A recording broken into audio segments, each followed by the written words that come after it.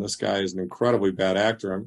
I was very pleased to see him arrested finally. I suspect they talked to Caroline, his girlfriend, and she spilled the beans on him. And so he was obviously a fraudulent guy, very bad guy. The answer to your question is I was not surprised, but boy, was it spectacular.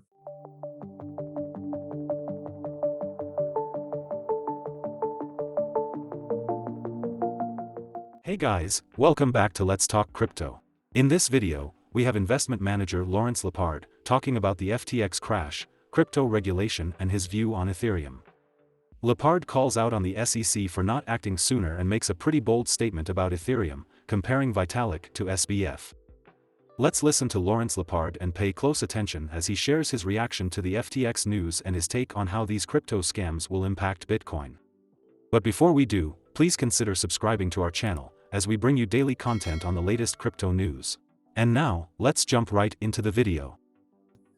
To be honest with you, it didn't surprise me in the sense that, I tweeted about this in the summer. It's not like I had any great foresight. I didn't know how it was going to all occur. But this guy, those of us who were in the industry always kind of knew there just wasn't something right about him. We didn't know it was a massive fraud, et cetera, but we knew he was a shitcoiner. And, it made no sense that he'd managed to create billions of dollars worth of value in such a short period of time running an exchange. And so, a lot of us were on Twitter talking about that and warning people about him. I did it a couple of times, but relatively low key. A guy named Corey Clipston, who a lot of people know who runs Swan, he seemed to be really on top of it. And I think he had a lot of contacts and information that, he gathered from the industry that allowed him to just really scream at the top of his lungs, hey, this is a bad situation. These guys are not honest. They're not doing the right stuff. There's probably a lot of trouble here. And if you have your account there, you should be getting out of it. And I think he saved a lot of people. Obviously didn't save everybody because they have, like millions or certainly hundreds of thousands of customers, and an awful lot of money was lost. And, to me, what's so sad about it is it reflects on Bitcoin only in the sense that, they're both cryptocurrencies. We all know Bitcoin's completely different than all the shitcoins. And frankly, all these shitcoins need to fail. And the sooner they do fail, the better off Bitcoin will be. This guy is an incredibly bad actor. I was very pleased to see him arrested finally. I suspect they talked to Caroline, his girlfriend, and she spilled the beans on him. And so it looks like they're going to finally get him. This whole, web broadcast spaces, all the public comments he was making about, gee, I just didn't know what was going on. I kind of made an innocent mistake. I get in over my head. And that just doesn't work. I don't believe it. It's just bullshit. He's trying to prove, his parents are lawyers. He's trying to prove that there was no criminal intent. But, he borrowed at least $1 billion, and some say as much as $3 billion from the company. He bought his parents a $16 million house in the Bahamas. He was flying around in jets. He had a $40 million penthouse. This was all with money that he was taking from customers' accounts, right? And we all know this. And so, so it's obviously, he was obviously a fraudulent guy, very bad guy. And like a Madoff or anyone else who commits a financial crime, he needs to be in jail. And ironically, a lot of people think he's got enough political connections. He's given enough money to the Democrats and Republicans that he'll get off. I don't think so. I actually think that there are too many people involved here, too much money involved here. And the criminality was so obvious that he, like Elizabeth Holmes with Theranos, he will go to jail. Lepard and Clipston, CEO of Swan Bitcoin, tried to warn people about Sam Bankman-Fried and the shady deals going on between FTX and Alameda, but they couldn't save everyone. That's the role of the SEC, who according to Lepard, should have been there to protect U.S. investors, but were nowhere to be found. There are records of all of this stuff, of where things went. Now, the crypto piece of it, it's harder to trace because it went to addresses that, we may not know about, and we may not know who controls them, but I think people can watch those addresses and backwardly trace where things go. And so, it's, I guess the answer to your question is I was not surprised, but boy, was it spectacular. I didn't sense that it could end this quickly and that the fraud could be so large and so pervasive. And it raises the question of, what else is out there. I mean, there are still 20,000+ cryptocurrencies, most of which are unregistered securities, as Michael Saylor points out, and they need to be registered. I mean, it's the SEC is kind of trying to shut the barn door after the horse got out. But, my first reaction to it was, oh my God, here we are. We've had two enormous crypto frauds, Do Kwon with Luna, and now Bankman-Fried with FTX. Mm-hmm. Where the hell has the SEC been? Bankman-Fried was pretty good at throwing money around to get people to endorse him. And that, of course, led people to invest in this thing. Kevin O'Leary, who no one should trust anyway, but he did add some, got paid $15 million. I mean, it's really quite an amazing scheme that the guy pulled off. And it's sad. It's sad for those people who had funds there.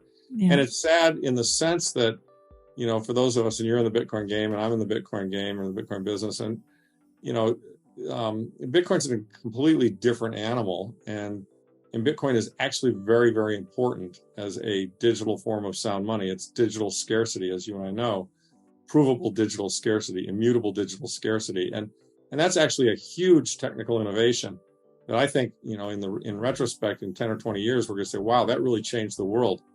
And I think it will. But when something like this comes along and happens, it slows down. And so the faster the world can adapt to Bitcoin, in my opinion, the better off we'll be, the more we'll have sound money, and therefore the world will be a better place. But something like this comes along, and there are a lot of people who are just like, oh, see, I told you so. All this crypto stuff's bullshit, right? And so it slows down the adoption. And that's unfortunate.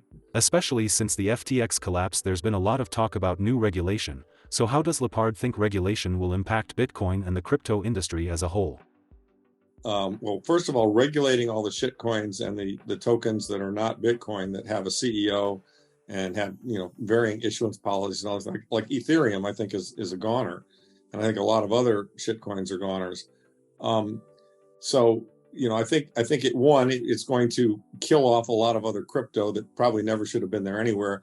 What all those people were trying to do was make money off Bitcoin. They were just jumping on the bandwagon. They didn't really have anything, but they thought, well, Bitcoin's working, so we'll make this work. Buy the next hot one. We could be the next Bitcoin. And that's all bullshit. So those will all go away, and that's a good thing.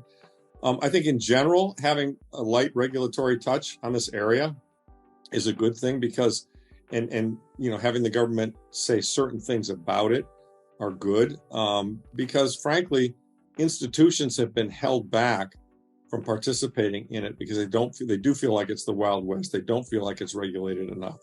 And so, and this kind of an event, solidifies their belief, right? See, yeah, I'm glad we dodged that bullet. We didn't get into crypto at all.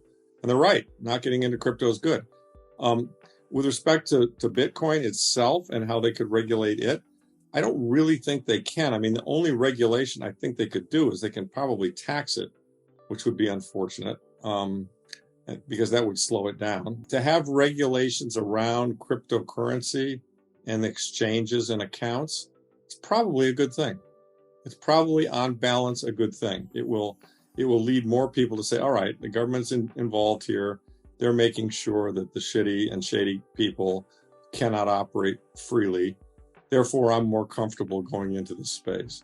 So right. I think on balance, it will be a good thing. But if they go overboard and they're like, oh, this is all evil and we've got to outlaw it, we've got to tax the shit out of it, and we've got to, put up all kinds of hurdles that make it impossible to use, well, that would be unfortunate regulation. I mean, if they take a regulatory view that we're going to try and kill all this stuff, that would not be good, right? I mean, if they take the regulatory view that we want to make this stuff fair and we want to, screen out the bad actors, we want to make everybody play by the same set of rules, that would be a big positive in my view, because it would get rid of the frauds and it would give institutions and individuals who question the whole area, it would give them some comfort that their government's actually looking over the shoulder of people and making sure that they're not doing fraudulent things, right? Lepard believes regulation, if not done properly, will slow down the adoption, but if it helps clean up the space of all the bad actors, then it can be a good thing for Bitcoin. That being said, he made some bold statements in regards to Ethereum, saying that it's dead. What exactly does he mean by that? I think Vitalik is a fraud and a promoter. I mean, I think he's Sam Bankman-Fried with more technology in terms of his knowledge. Yeah, no, they keep changing the monetary policy continually. They issued themselves a bunch of coins and they went out and they promoted it. He's not the CEO of Ethereum, but he might as well be. And they've got a very small group of people who control the issuance policy and who control everything there is to do with Ethereum. And in my view, that makes Ethereum a shitcoin. I mean, don't get me wrong.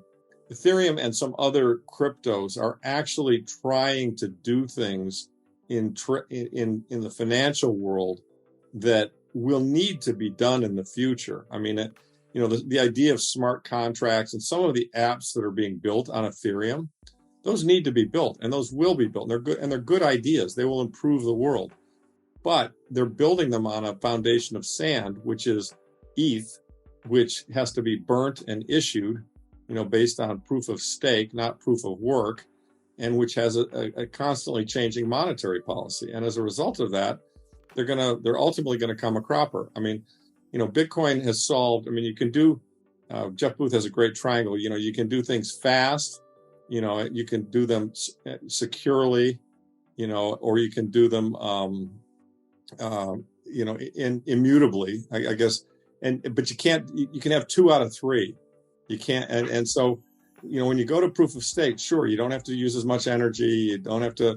You can mine things more quickly, et cetera, but you lose the security. You lose the long-term history of the way the coins are issued, and so that's a problem.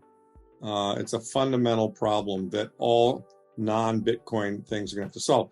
And so, to my way of seeing it, a lot of the apps that are being built on Ethereum, they're going to get built on the 3rd layer of Bitcoin.